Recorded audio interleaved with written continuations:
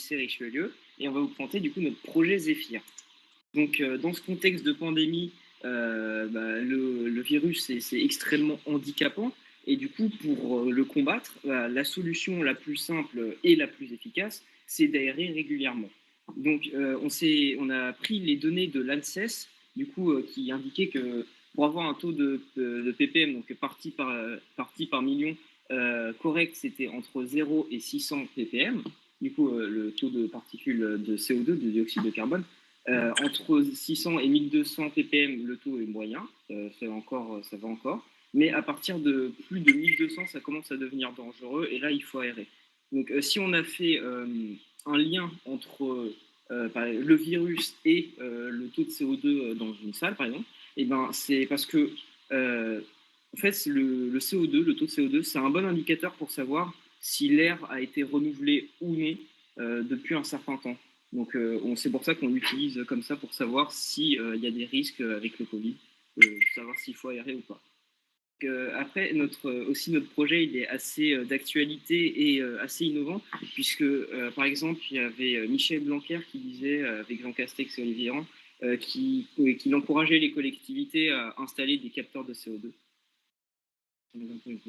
Donc, pour notre projet, on voulait qu'il s'adresse à des enfants de maternelle et de primaire. C'est pour ça que notre dispositif, il doit être robuste, parce qu'un incident est vite arrivé avec des enfants très jeunes. Il doit être facile d'utilisation pour les professeurs et les enfants. Il doit viser un large public, puisqu'il doit correspondre au goût de tous les enfants et des enseignants. Et il doit être peu coûteux, puisque s'il venait à être commercialisé ou répandu dans les écoles, le prix, c'est quand même important qu'il soit assez bas. Et bien sûr, il doit être ludique, puisque c'est quand même destiné à des enfants. Donc, on a regardé les produits qui étaient déjà disponibles sur le marché, et soit ils étaient, pour ceux qui étaient plutôt destinés aux enfants, ils étaient soit pas assez ludiques, et souvent il y avait seulement un indicateur lumineux, et pour les produits grand public, souvent étaient bien trop chers et pas du tout adaptés à des enfants. Donc, sachant cela, et avec le cahier des charges qu'on a établi, voici notre solution. Donc, on a choisi l'apparence d'une fleur pour, pour le côté innovant, parce qu'il y a un mécanisme. Aussi, pour souligner l'aspect ludique, puisque c'est quand même destiné à des enfants, et un peu un côté écologique avec le capteur de CO2. Et donc c'est pour ça qu'on a choisi le design de la fleur. On peut voir du coup avec des pétales, du coup du plastique mou, même si ça ne se voit pas, mais pour la robustesse, un support de LED pour la communication lumineuse et aussi des articulations, car la fleur va plus ou moins s'incliner en fonction du taux de CO2 pour la communication plutôt visuelle pour les petits enfants. Et puis aussi un support qui maintient le servomoteur, la carte Arduino et la batterie, pour que ce soit ergonomique et que ça tient bien. Bien sûr, un capteur de CO2, parce que c'est quand même le plus important, qui est bien mis en évidence pour qu'il fonctionne correctement, qui capte bien le CO2. Et tout ça est relié au socle qui maintient le tout et tout est attaché en fait pour qu'on puisse, que les pots soient interchangeables et que tout puisse s'enlever facilement. Comme notre projet a pour but de communiquer le taux de CO2 présent dans une salle, il nous faut acquérir le taux de CO2. Alors pour ça, on a mis sur la table trois différents capteurs, le capteur électrochimique, le capteur MOX et le capteur NDIR.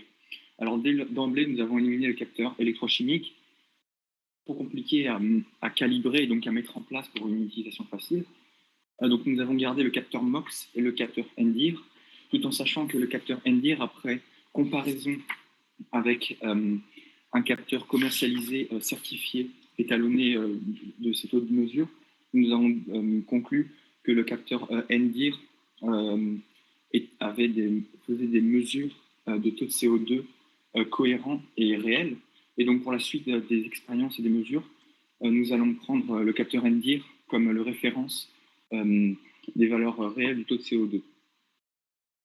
Nous avons voulu ensuite vérifier le capteur NDIR.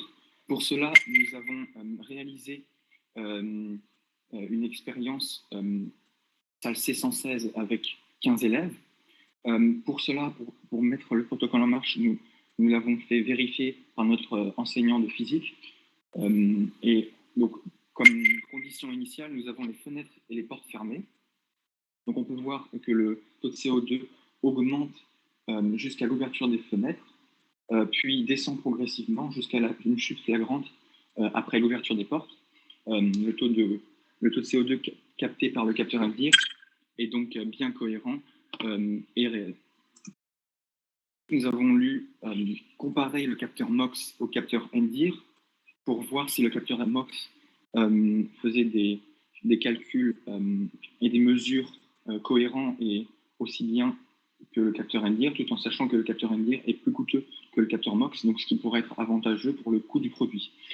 Et donc nous avons fait 2 expériences, toujours en validant nos protocoles avec notre enseignant physique. Donc en labo de SI C210 avec 15 élèves, fenêtres et portes ouvertes, et en salle C116 avec 15 élèves, avec les fenêtres et portes fermées. Alors, dans la première expérience, nous avons le capteur MOX a mesuré une saturation, et dans la deuxième expérience, le capteur MOX a mesuré sur tout le long de notre expérience des valeurs aberrantes taux de CO2. Et donc, nous venons à en conclure que les capteurs MOX sont à éviter, puisque finalement, ils ne mesurent qu'un taux, une estimation finalement du taux de CO2. Donc, il prend aussi en compte des composés parasites et est très sensible à des composés volatiles, parasites comme le parfum, ce qui peut fausser le taux de CO2 et ainsi fausser la communication que nous faisons aux utilisateurs. Donc, nous allons donc choisir pour notre système le capteur NDIR. Ensuite, après avoir fait l'acquisition du taux de CO2, nous devons traiter cette information. Alors pour cela, on utilise une carte Arduino Uno, à partir du code Arduino, code en C, que nous découpons en fonctions pour optimiser l'exécution du code, puisqu'on fait des passages par référence dans les fonctions, et aussi pour la simplification, la modification du code par l'utilisateur, donc par les enseignants, parce qu'il doit être personnalisable pour pouvoir personnaliser le nombre de positions que peut tenir la fleur, ce qui elle-même traduit le taux de CO2. Pour avoir traité l'information, il faut pouvoir la communiquer. Alors pour ça, on utilise 2 communications bien distinctes. La communication lumineuse, qui s'effectue avec des LED, donc avec une LED RGB. Donc quand la LED est verte, elle traduit un taux de CO2 entre 0 et 600 parties par million, avec un taux correct de CO2. Quand le taux est moyen, la LED est jaune.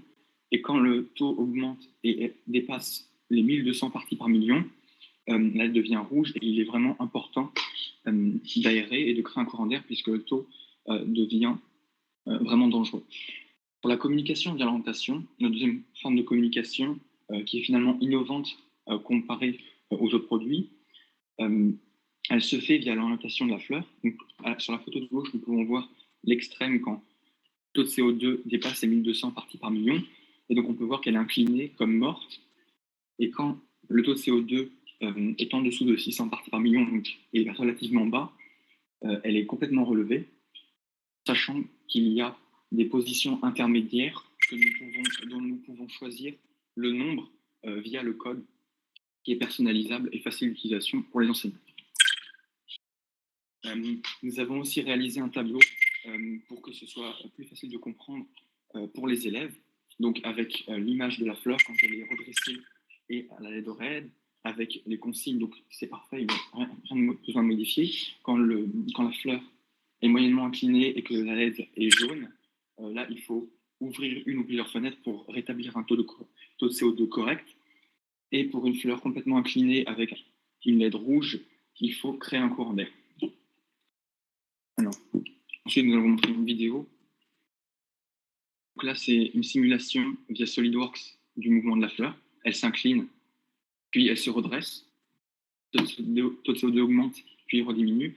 Et là, c'est la même chose, mais avec notre système réel imprimé en 3D. Donc là, on peut voir que la fleur s'incline, plus le taux de CO2 est présent.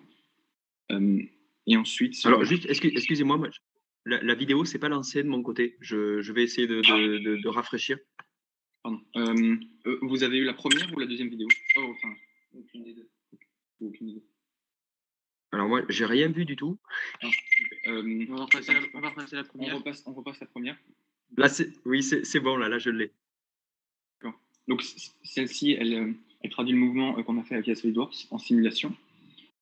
Et ensuite, la deuxième, c'est celle du système réel que nous avons pu imprimer en 3D et assembler avec la fleur. On peut voir l'écart ici entre le système réel et le système modélisé. Donc plus la fleur s'incline, plus le taux de CO2 est élevé et plus le taux de CO2 est faible, plus elle se redresse. Voilà. Nous revenons ensuite sur le diaporama.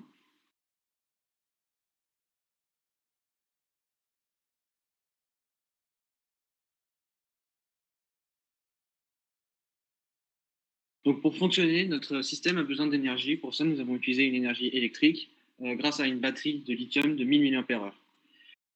Elle est facile d'accès car pour la charger, pour que les enfants aient la facilité de la charger, nous avons réfléchi à un système de chargement, que ce soit un enfant qui garde la fleur la journée pour signaler à son professeur quand aéré, et du coup le soir, à la fin de la journée, alors l'élève peut alors recharger la batterie facilement sans avoir besoin de demander au professeur. De plus, cela permet aussi de faciliter le changement de peau en fonction de la guise des élèves ou du professeur. Donc, nous avons visé une autonomie de 8 heures pour les 8 heures de cours d'une classe de primaire. Ça, nous sommes partis de deux hypothèses, que le moteur est alimenté 2 fois par heure pendant 2 secondes. Nous avons déduit ça grâce au graphique, et que le couple du moteur suffisait pour maintenir la fleur dans sa position sans consommer plus d'énergie ou retomber. Pour ça, grâce à un protocole de physique-chimie, nous avons du coup mesuré le courant consommé par le système sans le moteur, qui est de 80 mA, et quand le moteur fonctionnait, de 170 mA. Nous avons aussi mesuré la tension minimum de fonctionnement de la carte. Ça, nous avons branché le système à une machine. On baissait au fur et à mesure la tension jusqu'à voir quand la machine, le système arrêtait de fonctionner. Nous avons trouvé 5,2 volts. Donc ensuite, on calcule le courant moyen absorbé par heure, qui est de 80,1 mA, qui représente à peu près 12h30 d'autonomie. Mais nous avons voulu vérifier ça avec des simulations. Donc pour ça, nous avons utilisé MATLAB. Donc nous avons pris des caractéristiques de 2 points de la batterie. Le premier point, c'est quand la batterie est chargée à 100%. Et un autre point, quand on a consommé 1 heure pendant 1 watt pendant 1 heure. Ça a fait 2 points de caractéristiques. On entre ça dans MATLAB, qu'on a été aidé par nos professeurs de l'ESI, et aussi le déchargement de la batterie. Ensuite, MATLAB nous fait une courbe, et du coup, on observe quand elle passe à 5,2 volts, c'est au bout de 9h10. Donc, ce qui fait un grand écart avec les calculs, et quand on voit que les calculs ne donnaient pas la valeur réelle. De plus, ça fait aussi un écart positif avec notre attente qui était de 8 heures pour la salle de classe, pour la journée de la salle de classe. Donc, nous avons besoin aussi de convertir cette énergie électrique en énergie mécanique. Pour ça, nous utilisons un servomoteur on l'a choisi car le moteur peut choisir un angle entre 0 et 180 degrés très facilement. Et en plus, son couple suffit pour maintenir la fleur en position sans tomber ou consommer plus d'énergie, comme on a vu pour l'autonomie. Ensuite, après, il faut pouvoir transmettre le mouvement mécanique vers la fleur. Pour ça, nous utilisons un système de poulies. C'est un câble en nylon qui relie le moteur à la fleur, qui passe par les articulations à l'extrémité de l'axe où elle penche. Donc, plus le moteur donne du mou à la fleur, plus la fleur va tomber, et plus le moteur va avaler la corde, plus la fleur va monter. Vous avez aussi sûrement remarqué que la fleur est légèrement inclinée. C'est parce que nous avons créé un déséquilibre pour faciliter la chute de la fleur. Et pour faciliter encore plus la chute de la fleur, nous avons aussi enlevé de la matière d'un côté. Ensuite, après avoir réalisé le système, il faut pouvoir étudier le coût pour savoir s'il est commercialisable. Alors, nous avons mis en place différents inducteurs de coûts et étudié différents inducteurs de coûts de notre produit. Alors pour ça, on a les composants électriques comme inducteurs de coûts qui valent 93 €. La matière première plastique pour imprimer notre produit, d'environ 8,4 €. Les frais d'études, ici, on estime que les frais d'études sont gratuits, mais pour des inducteurs, du coup, oui, pour un coût, on pourra les étudier si on veut vraiment commercialiser pour après avoir un coût cohérent. Ensuite, vous devez penser aussi à amortir l'imprimante 3D. Donc, on estime qu'on l'amortit sur 1000 produits. Alors, on obtient 60 centimes. Et pour amortir les licences SolidWorks et MathWorks, on a environ 10 € par produit. Et donc, le coût total de notre système vaut 112 €. Pour conclure sur notre projet, nous avons réussi à cocher les objectifs de notre cahier des charges. On l'a fait robuste car la fleur ne peut pas être cassée car elle est en plastique mou. On l'a fait aussi à un grand public car il est personnalisable, la fleur est personnalisable, car on peut changer le pot et on peut aussi changer le nombre d'étapes de la fleur entre les deux extrêmes.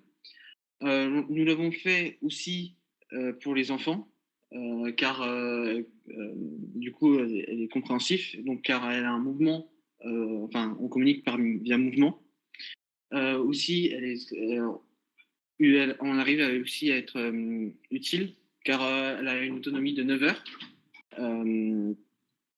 Et aussi, nous avons aussi à peu près respecté notre prix qui est moins cher que dans le grand commerce, dans ce 200 €.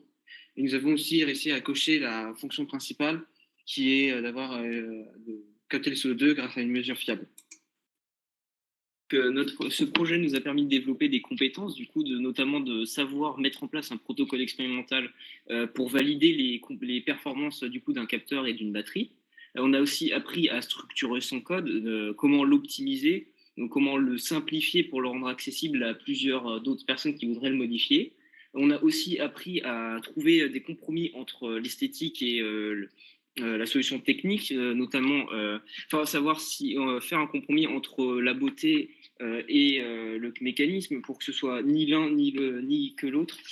On a aussi appris à travailler en groupe, du coup en fonction des compétences de chacun, de la disponibilité, en fonction du temps donné qu'on avait.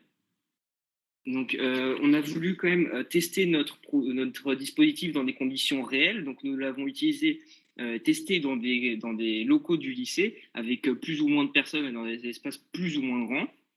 Aussi, oui, du coup, nous avons aussi remarqué que en fait, contrairement à ce qu'on pensait, le taux de CO2 augmente quand même extrêmement vite. Enfin, pas non plus extrêmement, mais très vite. Et on ne s'attendait pas à ça. Et il fallait quand même aérer beaucoup plus souvent qu'on le pensait.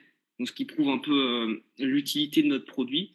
On a aussi demandé son avis à un de nos professeurs d'SVT à propos de notre dispositif. Et on a aussi demandé, bien sûr, le point de vue d'une élève de primaire, puisque c'est quand même la principale concernée. Donc moi je préfère les fleurs parce que déjà tu fais plus attention et c'est plus amusant pour nous qu'une lampe blanc, orange, rouge et voilà. Et bien sûr faut pas la mouiller.